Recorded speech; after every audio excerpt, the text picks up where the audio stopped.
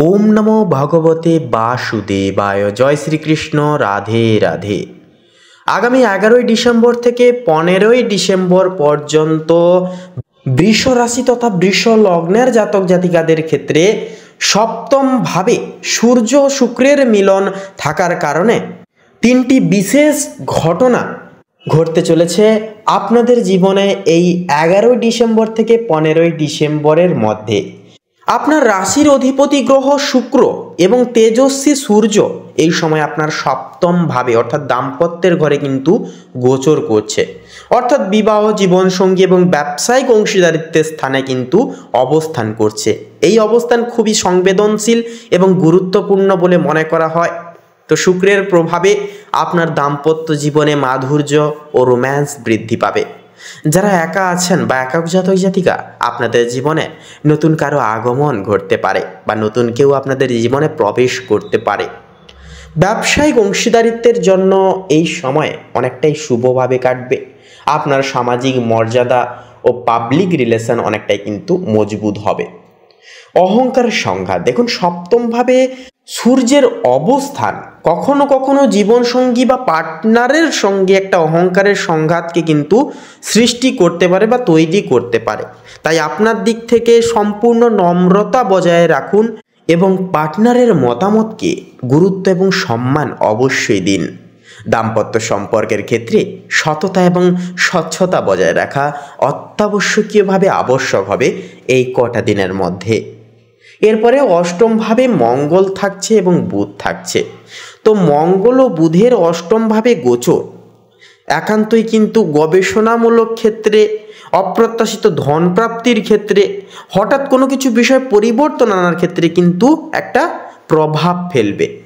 সেক্ষেত্রে আপনি যদি কোনো গভীর বিষয় নিয়ে গবেষণা করেন বা গুপ্তবিদ্যা নিয়ে কাজ করেন, তবে এই সময় আপনার মনোযোগ অনেকখানি বৃদ্ধি হবে এবং সফলতা একান্তই অতি সত্বর আসবেই আসবে। শ্বশুরকুল বা বিমা, ইনভেস্টমেন্টের মতো অপ্রত্যাশিত কিছু উৎস থেকে একটা আর্থিক লাভ হতে পারে বা হওয়ার একটা চান্স কিন্তু থাকছে। মঙ্গলের প্রভাবে হঠাৎ করে কোনো আর্থিক ক্ষতি বা আইনি জটিলতাও কিন্তু তৈরি হতে পারে। তাই টাকা পয়সার লেনদেনে কোনো দলিলে সই করবার আগে প্রতিটি বিষয় খুব ভালোভাবে যাচাই করে নেবেন। এই সময় শারীরিক দিক থেকেও কিন্তু ছোটোখাটো কিছু সমস্যা আসতে পারে। কোনো স্বাস্থ্য সংক্রান্ত উপসর্গকে উপেক্ষা একেবারেই করবেন না আপনারা, এবং গাড়ি চালানোর সময় অতিরিক্ত পরিমাণে সতর্ক বজায় রাখুন। সতর্ক থেকে গাড়ি যানবাহন অবশ্যই আপনারা চালান। এরপরে থাকছে কি, লগ্নে বৃহস্পতি ও দশমে শনির শক্তি, যা কর্ম ও ব্যক্তিত্বের একটা উত্থানের দিকে কিন্তু নির্দেশ তথা ইঙ্গিত কিন্তু দিচ্ছে।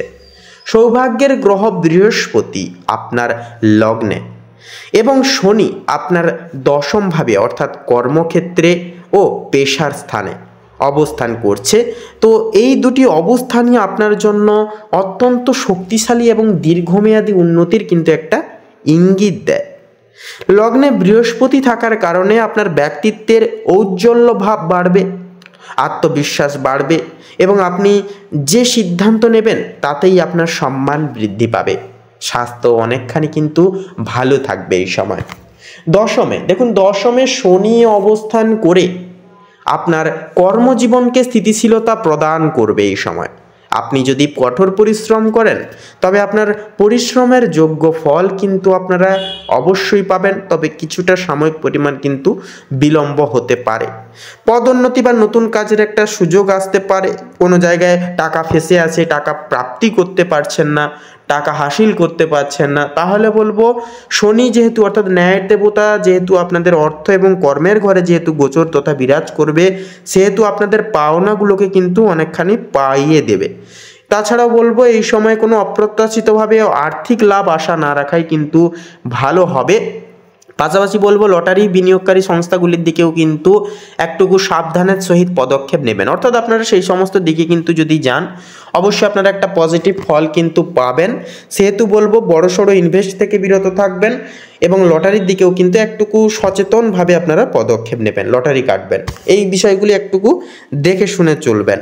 পাশাপাশি বন্ধুরা, অতিরিক্ত আত্মবিশ্বাসের ফলে লগ্নে যেহেতু বৃহস্পতির প্রভাব থাকছে, যার কারণে কখনো কখনো অতিরিক্ত ওজন বৃদ্ধি বা অতিরিক্ত আত্মবিশ্বাসের কারণে কোনো ভুল সিদ্ধান্ত নেওয়ার একটা প্রবণতা সেটা কিন্তু তৈরি হতে পারে। তো এক কথায় সব কিছুতেই ভারসাম্য বজায় রাখুন। শনি কাজের ক্ষেত্রে আপনার উপর কিছুটা চাপ একটা কিন্তু সৃষ্টি করতে পারে, তবে মনে রাখবেন এই চাপ আপনার উন্নতির জন্যই কিন্তু শৃঙ্খলা আনবে, একটা ডিসিপ্লিন এবং একটা যে স্থূলতা সেটা কিন্তু আনবে। সেহেতু শৃঙ্খলা বজায় রেখে কাজ করা কিন্তু সেহেতু অনেকটাই সুবিধাজনক হয়ে উঠবে। রাহু, দেখুন রাহু কেতু সামাজিক ও ব্যয় নিয়ন্ত্রণের ঘরে এবং লাভ ও ব্যয়ের ঘরে কিন্তু থাকবে। রাহু আপনার লাভের ঘরে অর্থাৎ একাদশ ঘরে থাকবে এবং কেতু আপনার সন্তান ও প্রেমের ঘরে পঞ্চম ভাবে কিন্তু অবস্থান করছে। আয়ের নতুন পথ খুলবে রাহুর প্রভাবে। আয়ের নতুন কিছু অপ্রত্যাশিত পথ খোলার পাশাপাশি একটা আর্থিক স্টেবিলিটি সেটা কিন্তু ঠিকঠাক থাকবে। বন্ধু বা সামাজিক যোগাযোগ থেকে লাভবান হবেন। বন্ধু মহল থেকে আপনাদের যে সামাজিকতার দিক থেকে একটা ফুল সাপোর্টগুলি কিন্তু আপনারা পাবেন, সহযোগিতাগুলি কিন্তু অতি সত্বর আপনারা পাবেন। কেতুর প্রভাবে পুরনো কোনো শখ বা সৃজনশীলতা আবার কিন্তু ফিরে আসতে পারে আপনাদের জীবনে। সম্পর্কের জটিলতা, দেখুন পঞ্চম ভাবের কেতু সন্তান বা প্রিয়জনের সঙ্গে একটা দূরত্ব বা ভুল বোঝাবুঝি কিন্তু একটা তৈরি তথা ক্রিয়েট করতে পারে। ভালোবাসার ক্ষেত্রে সেহেতু কোনো বিষয় নিয়ে সন্দেহ থাকলে তা কথোপকথনের দ্বারা মিটিয়ে নিন। একাদশে যেহেতু রাহু থাকছে, যার কারণে আপনার লাভ ও প্রাপ্তির আশঙ্কা বাড়িয়ে দিতে পারে। শর্টকাট খুঁজতে গিয়ে কোনো ভুল পথে একান্তই আপনারা পা দেবেন না। তো বন্ধুরা, আপনার ব্যক্তিগত এবং ব্যবসায়িক সম্পর্কের প্রতি একান্তই মনোযোগ দিন, কিন্তু অহংকারকে প্রবেশ করতে দেবেন না। শারীরিক ঝুঁকি ও হঠাৎ আর্থিক ক্ষতি এড়াতে সতর্ক থাকুন। আপনার কঠোর পরিশ্রম ও নিয়মানুবর্তিতা এই সময় আপনাকে পেশাগত সফলতা কিন্তু একান্তই এনে দেবে। তো বন্ধুরা, আজকের এই পর্বটি ভালো লাগলে অবশ্যই আমাদের এই চ্যানেলটিকে সাবস্ক্রাইব করে রাখবেন, একটি লাইক দিয়ে কমেন্টে লিখে যাবেন জয় সবার বড় ঠাকুর শনি মহারাজের জয়, জয় সংকট নাশক মহাবলী বাবা হনুমানজির জয় অবশ্যই লিখে যাবেন। দেখবেন অতি সত্বর জীবন থেকে সমস্ত সমস্যা, রোগ শোক ব্যাধি দুর্ভিক্ষ সমস্ত দূর হবে, জীবনকে শুভভাবে আপনারা উপভোগ করতে পারবেন। তাছাড়া বন্ধুরা, একটি লাইক দিয়ে যেতে ভুলবেন না। আপনারা ভালো থাকুন, সুস্থ থাকুন, সতর্ক থাকুন। এই সময় আপনাদের একে একে সমস্ত মনের কামনা বাসনাগুলি পূরণ হোক। নমস্কার।